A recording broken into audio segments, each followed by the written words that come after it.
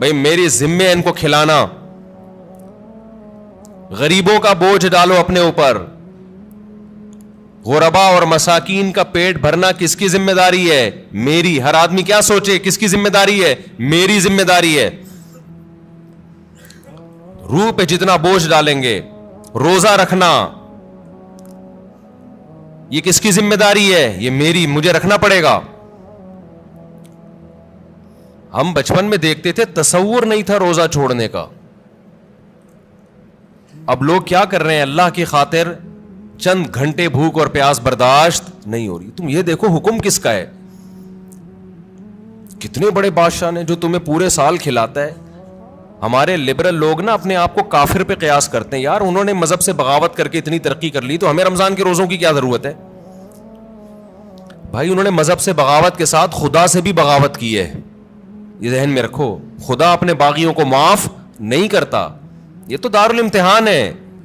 لا یغررک تقلب الذین کفروا فی البلاد. قرآن کہتا ہے جو اللہ کے نافرمان ہیں ان کی زمین میں عیش و عشرت دیکھ کر تم کبھی بھی متاثر مت ہو, یہ تمہیں دھوکے میں نہ ڈال دے.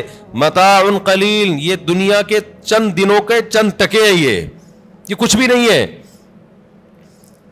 ثم مأواہم جہنم, اس کے بعد ان کا ٹھکانہ کیا ہے؟ جہنم کی آگ ہے.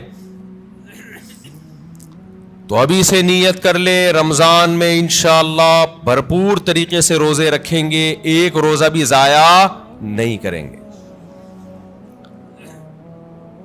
وقتی ٹینشن ہے روزہ رکھنے میں, لیکن نبی صلی اللہ علیہ وسلم نے فرمایا للصائم فرحتان, روزے دار کو اللہ دو خوشیاں دیتا ہے. ایک خوشی تو آخرت میں ملے گی جنت کی صورت میں, ایک خوشی افطار کے وقت. سارا دن آپ اپنے کھانے پینے پہ کنٹرول کرتے ہیں.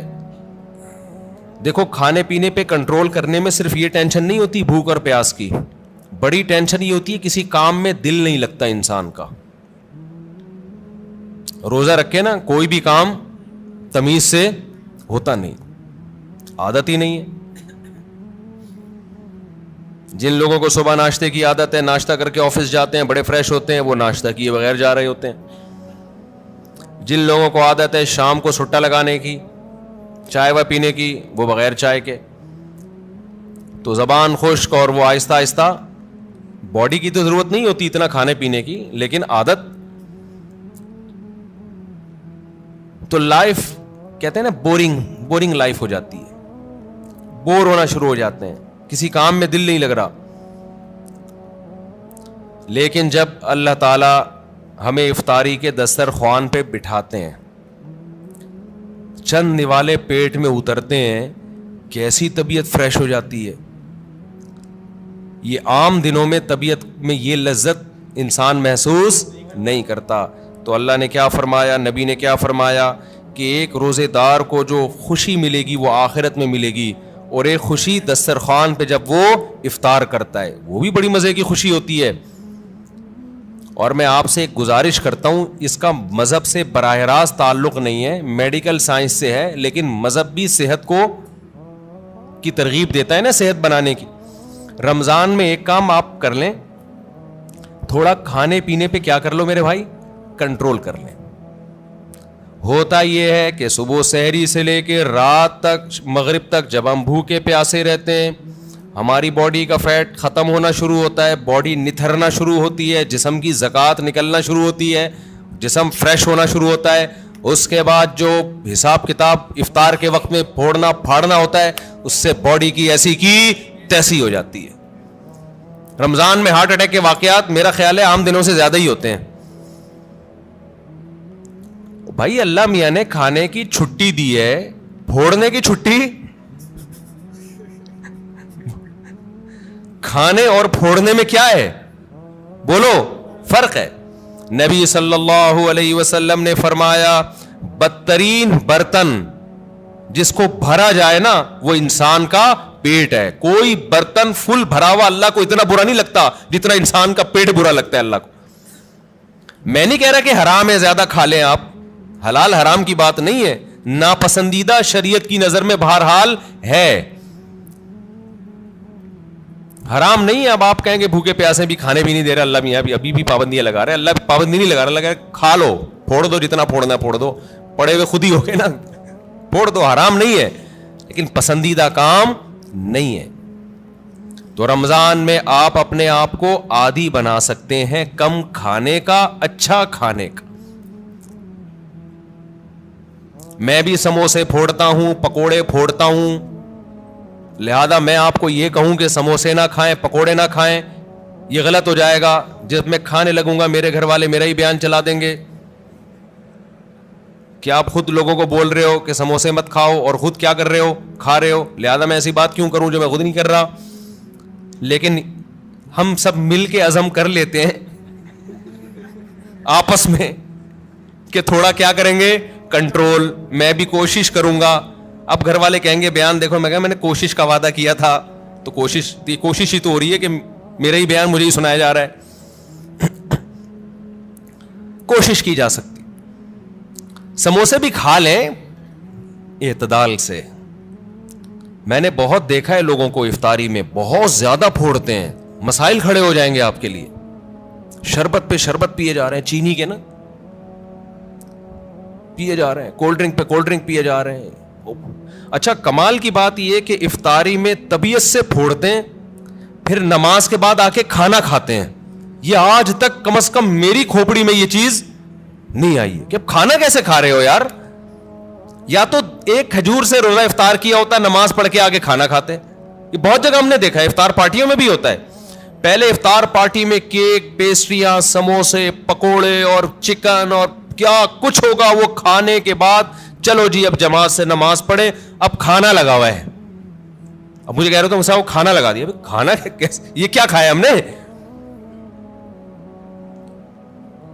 بھائی؟ ایک آدمی نے کم از کم 6 سموسے کھائے ہیں اور اتنے پکوڑے کھائے ہیں, تو اب کھانا کیا؟ تو لوگ کہتے ہیں کھانا روٹی سالن کو کہا جاتا ہے اور چاول کو کہا جاتا ہے. یہ جو ہم نے کھایا ہے کھانے سے پہلے, جو نماز سے پہلے افطاری میں, یہ روٹی سالن نہیں تھا. یہ سموسے, پیسٹریاں, پکوڑے اور پتہ نہیں رول اور کیا کیا چیزیں آ رہی ہیں, یہ تو وہ تھا. پیٹ جو ہے نا, پیٹ, اس کو نہیں پتا کھانے کی ڈیفینیشن ہندوستان اور پاکستان میں کیا چل رہی ہے اس وقت. پیٹ یہ دیکھتا ہے کہ اوپر سے کوئی چیز آ رہی ہے, اس کو ہضم کرنا شروع کر دو. پیٹ اسی کو کھانا کہتا ہے. نہیں آئی بات میرا خیال ہے. ایک دفعہ ہمارا پشاور جانا ہوا تو ہمارے کچھ میزبان تھے, وہ ماشاءاللہ پٹھان لوگ تو ویسے ہی بڑے سخی ہوتے ہیں. انہوں نے کیا کیا, میرے لیے نا دیسی مرغیوں کی وہ لا کے رکھ دی. دیسی مرغیاں نا روسٹ, بڑی زبردست تھی وہ, رانے اس کی بھنی ہوئی. ہم نے پھوڑ دی. وہ ماشاءاللہ بڑے ہیوی کھانا تھا, تو میں نے اچھی طرح طبیعت سے کھا لیا, بڑا مزہ آیا. میں تو کہا ہو گیا کھانا بھائی, اتنی دیر میں اب کھانا آ رہا ہے. اب مجھ پہ نا, کیونکہ وہ پھر کھلاتے بھی زبردستی ہیں, مجھ پہ راشا تاری ہو گیا. میں نے کہا اللہ خیر کرے, اب کیا ہوگا. انہوں نے کہا وہ سب کھانا. میں نے کہا بھائی ہمارے اندر تو طاقت نہیں ہے. انہوں نے کہا تمہارے باپ کو بھی کھانا پڑے گا. ان کا یہ الفاظ نہیں تھے, لیکن اسٹائل اسی قسم کا تھا. وہاں ایسا نہیں ہو سکتا کہ کھانا آئے اور آپ نہیں کھاؤ. پھر ہم نے کھایا, تھوڑا سا کھایا. تو افطاری میں کیا کر رہے ہوتے ہو بھائی؟ تو آپ بہترین, آپ تجربہ کر کے دیکھ لو میرے مشورے پر. افطاری میں شربت نہ پیو. میں آپ کو بتا رہا ہوں, آپ کا دماغ ایسا فریش ہو جائے گا نا, آپ کہو گے واہ مزہ آ گیا بھائی. اکثر آپ نے دیکھا ہوگا افطاری کرتے ہی لوگ ٹن ہو جاتے ہیں, دیکھا ہوگا نا. مغرب کے بعد گھر جاتے ہیں, بستر سے اٹھا ہی نہیں جاتا. پھر تراویح میں ایسے جھوم رہے ہوتے ہیں جیسے جن پر لگتا ہے کسی نے کوئی قبر سے مردہ اکھاڑ کے لا کے یہاں کھڑا کر دیا ہے. یہ حالت ہوتی ہے. آپ کو جو نیند آتی ہے نا, میٹھا کھانے سے آتی ہے, خوب سمجھ لیں, کارب لینے سے آتی ہے. آپ اپنی خوراک میں کاربوہائیڈریٹ کو کم کر دیں, آپ فریش بھی ہوں گے, نیند بھی نہیں آئے گی, جسم کو طاقت پوری ملے گی. آپ افطاری میں تجربہ کر کے دیکھ لیں, میٹھے میں صرف کھجور کھائیں آپ افطاری میں, اس سے نیند نہیں آئے گی. کھجور میں کوئی الگ ٹائپ کا میٹھا ہوتا ہے. آپ نے افطاری میں شربت نہیں پینا, آپ نے افطاری میں روٹی چاول نہیں کھانے, تھوڑے سے کھا لیں آپ, زیادہ نہیں کھائیں. کھجور کو فوکس کریں آپ. جو چنے کی چاٹ وغیرہ ہے نا اس کو فوکس کریں, وہ کھائیں, پیٹ بھی بھر جائے گا آپ کا. سفید چنا نہیں آتا اور کالا چنا, اس کی کوئی مزے کی چاٹ یا لوبیا کی چاٹ بنا کے وہ پھوڑ دیں آپ, پیٹ بھی بھرے گا آپ کا. لیمن پی لیں, لیمن, لیمو کا تھوڑا سا